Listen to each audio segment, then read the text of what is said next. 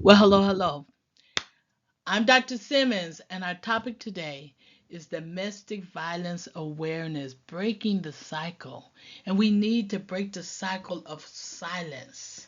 Breaking the silence, not the cycle, but breaking the silence. Because so many things happen in a household, and sometimes it stays silent until it erupts and becomes very dangerous. So, we want to talk about domestic violence. So, join me for this small session as we talk about some of the information related to domestic violence. 22% of women are affected by domestic violence in the United States alone. But it's not just women, it's men and women, it's men and women with women. Domestic violence is a cycle of control, and it's a cycle that a person that is a batterer will use control and diminish the person's ability to think and move freely and have low self-esteem. So this is a cycle that because they're low self-esteem, they'll keep it quiet and they won't tell anybody how serious it is. And they could be in love with the person. It could be a loved one. And so that's why it's just so important that we spend some time to discuss domestic violence awareness. And if you could be of service to someone, let this video remind you to be of service to others. Okay, so let's get started and let's talk about some of the things related to domestic violence. Breaking the cycle. And what happens when we break the cycle, it makes an impact on our community, ourselves. It brings about awareness. Domestic violence could also empower people. And that's what we want. We want people to be empowered. And sometimes they feel all alone. And when you feel all alone, you can't do anything.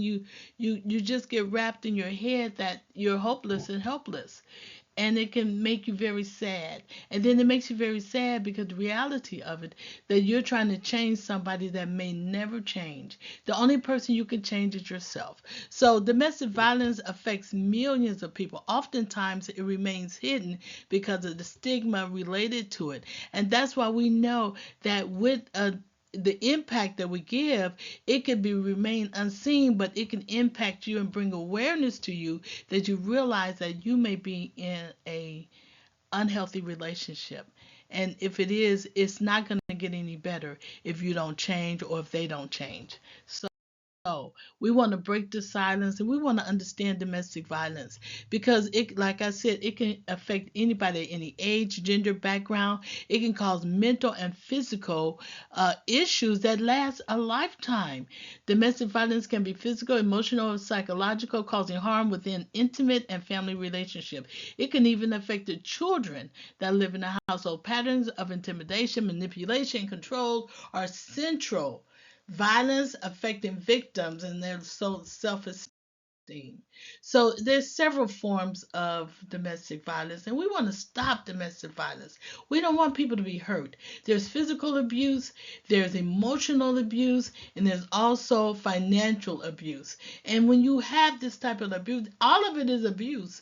So you want to make sure that all of these forms or some of these forms is not part of your relationship with somebody. Because if you're the physical abuse, it usually shows up when a person get battered and hit and they have broken bones. But what they'll do, they'll lie. The victims will just lie and say, I fell down the stairs or I hurt my arm. And then constant physical abuse, because that's what happens. Emotional abuse, when a person tells them they're not worthy, that they made mistakes, they're not good at nothing, they have depression and anxiety, and then they separate themselves from friends. That's what an abuser would do. They would separate them from friends and family so that they themselves then will never get the emotional help that they need.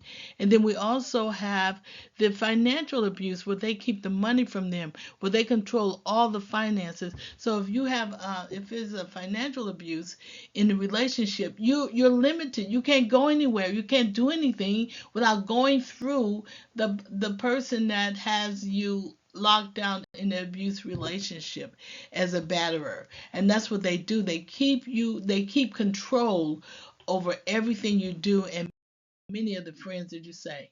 So there's barriers, meaning that you could wake up one day and say, I think I need some help. This is not working because the cycle continues. I remember I was with a friend who I did not have the proper training, and the friend asked me to pick them up because they had had a fight with their boyfriend. And that's normal. You know, you don't always get along with your boyfriend or the person you live with. And so she said, come pick me up. You know, we got into a big fight. And so I picked her up. But when I picked her up, you know, I just thought I was picking her up. We went to lunch. We did some things. And then when I dropped her off back at home, all these roses was everywhere, flowers was everywhere. Because what it is, then they're seeking, they're saying, I'm sorry I did this. I'm sorry I hit you. I'm sorry we had a fight. And then she get these gifts. Then she said, well, he apologized. And I'm thinking, oh, he's just so wonderful. These flowers are gorgeous. This is this. I did not know they were in an abusive relationship. I didn't know that it was a domestic violence thing because I did not have the training to recognize it. And so her barrier to getting help was just, it was a barrier. I was just there to pick her up and take her to lunch. And so she did not share with me how dangerous and how serious the relationship was because of her own fear, because of her own shame. She did not tell me the truth of what was happening in the household because a lot of times we were raised, what goes on in this house stays in this house. So naturally, there's a lack of resources available also. All of those things stopped her from getting the help that she needed. She never realized that she was in a domestic relationship, domestic violence relationship, and neither did I. I did not know because I did not have the training. I did not have the knowledge. This was many years ago. But that what it did was she stayed with the person and stayed with him as a boyfriend, stayed with him until he proposed and they got married. And the relationship did not get any better. It only got worse. It got to a point where he was physical with her and knocked out her teeth. And then she had to go to the dentist. And she still, that may have been 10 years ago, and she still had to get the dental work done. And then she's reminded of that relationship that the person knocked out her teeth because of the domestic violence. But she did eventually divorce him and he eventually married somebody else. And whenever she saw him any place, she still had the fear. The fear was still there for her because he had intimidated her for so many years that she lost sight of who she was. So yeah, there's a barrier to seeking help. But maybe we can be the ones that can look and think, is there something I can do to help this person or give them the information? Okay, so what it is that I just want to tell you that our job is to empower them to get some help that they need, empower them to have a strategy. And that strategy would include a safety plan. That safety plan, let me just read some things that should be in your safety plan. Your safety plan should be a list where you have on paper a list of your friends and family, close friends, and their phone numbers. Write that down on paper and pack a bag. Pack a bag, put these things in a bag, and after you pack this bag that has a list of phone numbers, because you may have to leave the relationship quickly because they have so much control they don't want you to leave. Copy all your important documents or have your original documents in the bag and have copies someplace else. Have hospital insurance paperwork, important documents, have some medication. If you take medication, put a few dollars in there, some cash, and extra clothing, maybe, and then leave the whole bag at a friend's house so that you can have an exit plan. And it doesn't have to happen overnight, but have a safety plan, an exit plan. And then when you leave and when you get the resources because somebody empowered you and showed you what you needed to do to get some more information or a safe place to go to and live because you have friends that empowered you. They didn't rescue you. You have to make that decision to rescue yourself, and then you will be empowered to do something about it. So that's what we want you to do. And when you make that commitment, don't tell anybody because when you call the resources, usually they have shelters for domestic violence people to live, but the address is not on public, is not available to the public.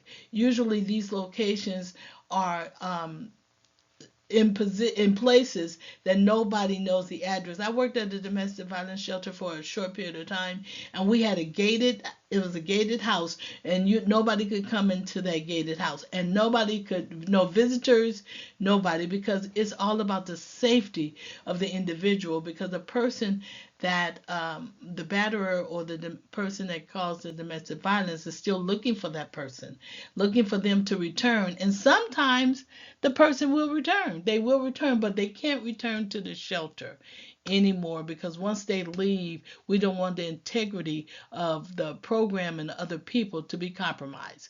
So you have to make sure that you're ready to leave, you've decided to leave, and you decided not to go back. But let me just tell you, my friend, what happened to my friend eventually, after the marriage didn't work and it continued to get worse, what happened was, the only thing that changed my particular friend was that her child had to call 911 when there was an episode in the house, and it was very serious and dangerous. And when she called 911, the child, then the parent realized that she was not only endangering herself but her children. And so with that commitment to her children, she was able to she was empowered empowered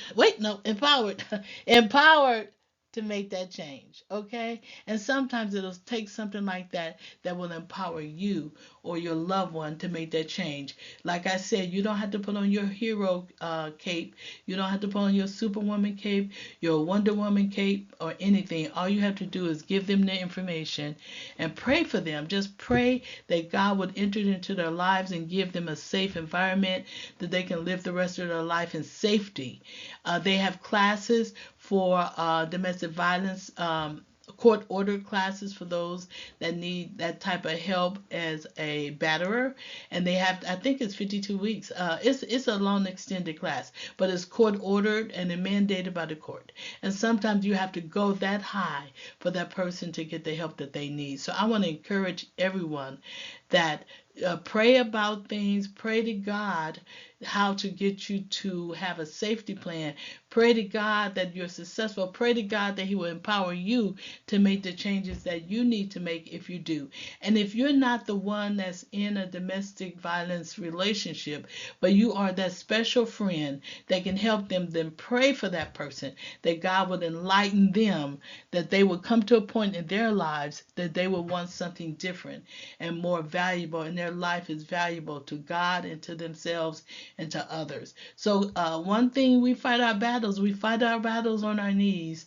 So that's what I do. So I encourage you to pray fervently for that person that might be in danger, because it could end in a very serious fatality that we don't want to happen.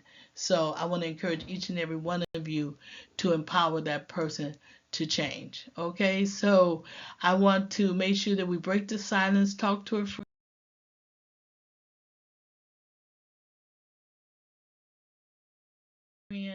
Here's some resources that may be available. You can always call the National Domestic Violence Hotline, and that's the number there. You can pause this video and take heed to that number and make that phone call. Let that person that's in the domestic violence relationship, let them make the call. And if they're not sure if they're in a domestic violence relationship, tell them to talk to a friend. If they talk to a friend, they may see that the friend recognized that they need to break their silence and get the help that they need. So I want to thank you so much. I'm Dr. Simmons. I thank you for joining me. I believe that God uses ordinary people to do extraordinary things, and you may be that one that will do something extraordinary. Don't let Satan steal your joy. In other words, fight your battle on your knees, because God can use ordinary people. Thank you so very much for letting me be of service. Until next time, God bless, and may God keep you.